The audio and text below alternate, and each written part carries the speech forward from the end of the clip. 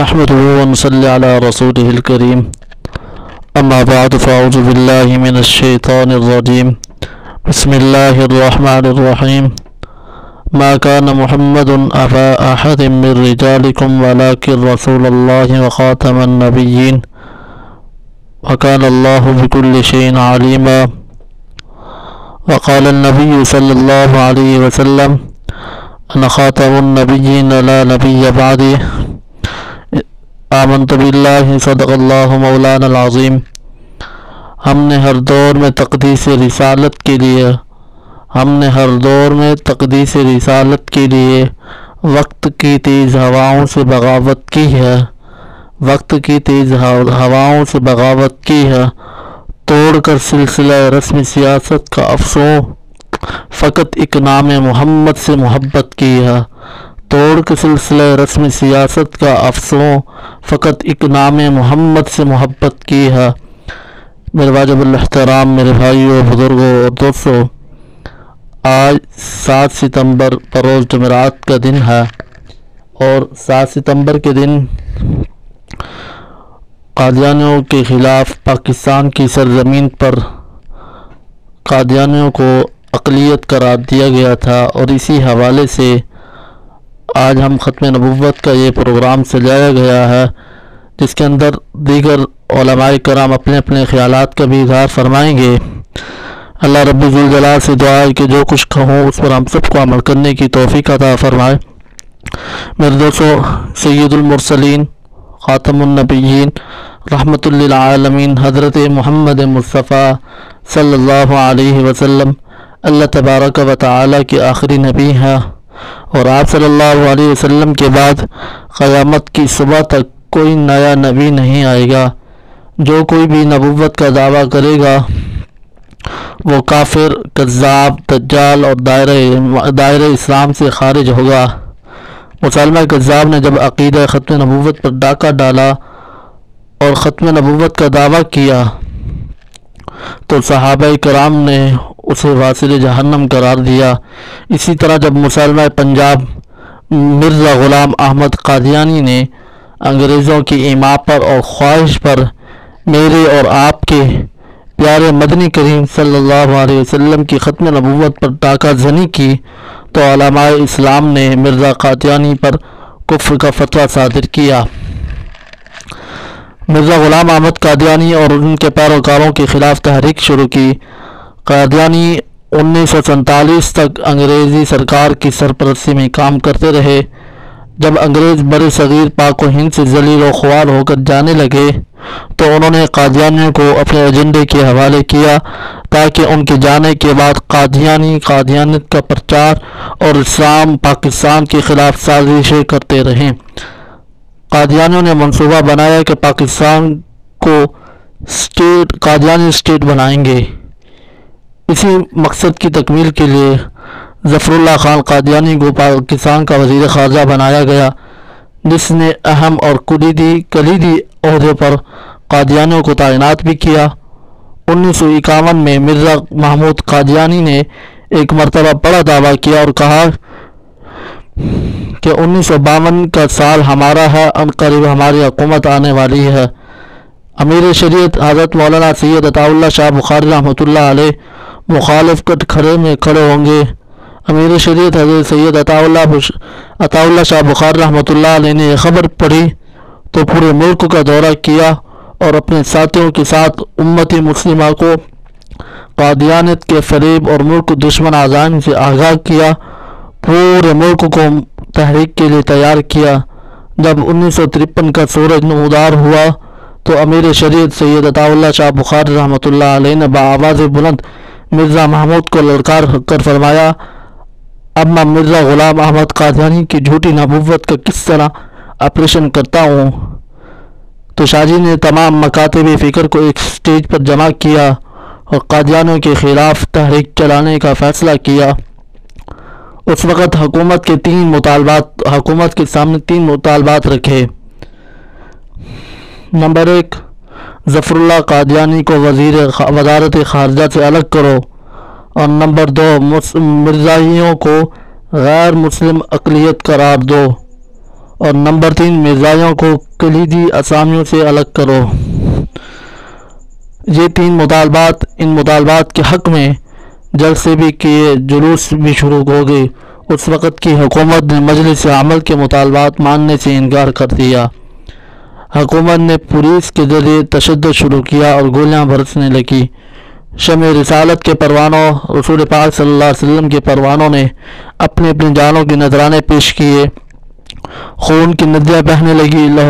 لاہور میں قادیانی نواز جنرل اعظم خان نے ظلم اور بربریت کی انتہا کرتے ہوئے ختم نبوت کے جلوسوں پر گولیوں کی بارش کر دی۔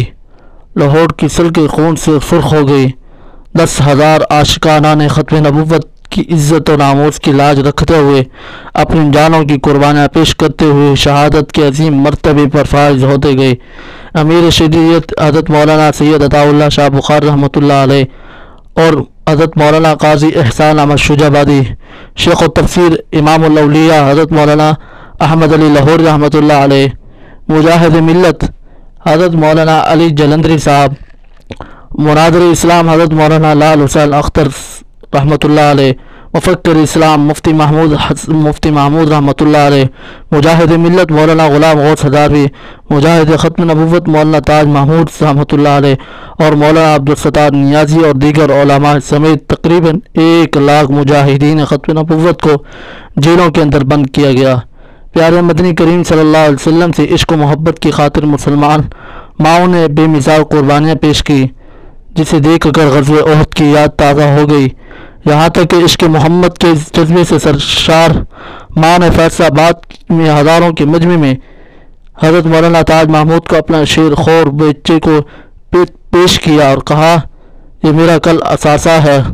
گولیوں کی برسات میں ختم نبوت کے مجاہدین میرے بچے کو ڈھال کے طور پر استعمال کریں تاکہ ایک مجاہد کی زندگی بچ جائے۔ یہ عجیب منظر تھا، فرشتے بھی آسمانوں پر رشک کر رہے تھے۔ آہو بقا میں ختم نبوت زندہ باد کے نعرے شروع ہو گئے اور تحریک ختم نبوت میں نیا جوش اور نیا جذبہ پیدا ہوا۔ 1953 کی تحریک کو اس وقت کے حکمرانوں نے تشدد اور بربریت سے عارضی طور پر ناکام کر دیا، لیکن اس تحریک کی چنگاری باقی رہی تھی جو 1974 میں تحریک کی شکل میں نمودار ہوئی، اور 1974 میں ربوہ ریلوے اسٹیشن پر قادیانیوں نے مسلم طلباء کو پوری طرح سے زد و کوب کیا، جس کے نتیجے میں پورے ملک میں قادیانیوں کے خلاف تحریک شروع ہو گئی۔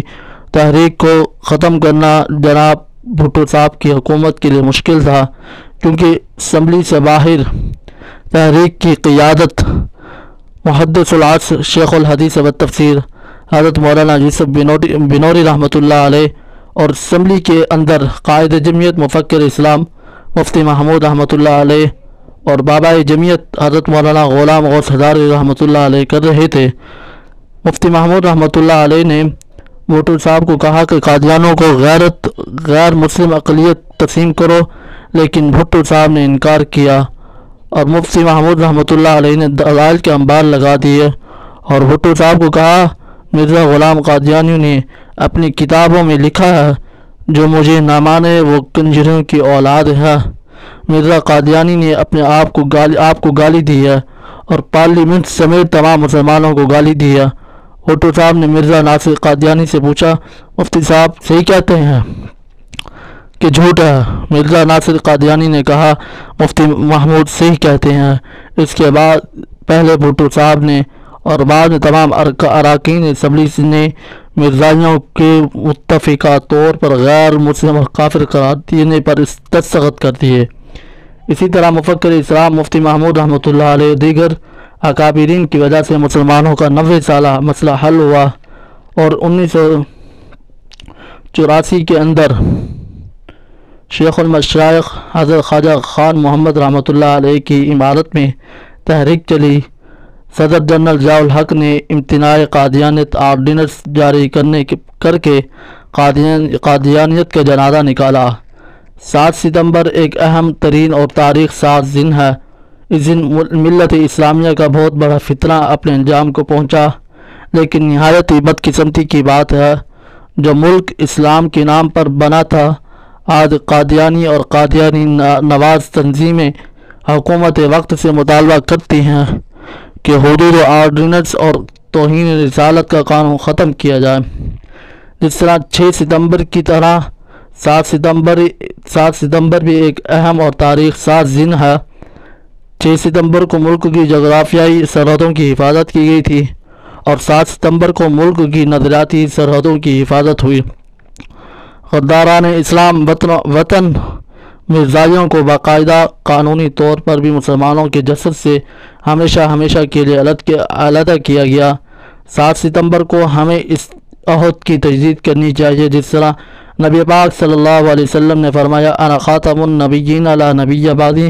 ہم پوری قوم حضور کی اس حدیث پر عمل کر کے عقیدہ ختم نبوت کا دفاع کریں، اور جو کوئی بھی توہین رسالت کا مرتکب ہوگا، خواہ وہ مسلمہ کذاب کی شکل میں ہو یا مسلمہ پنجاب کی شکل میں ہو، ہم تن من دھن سے اس کا تعاقب بھی کریں گے۔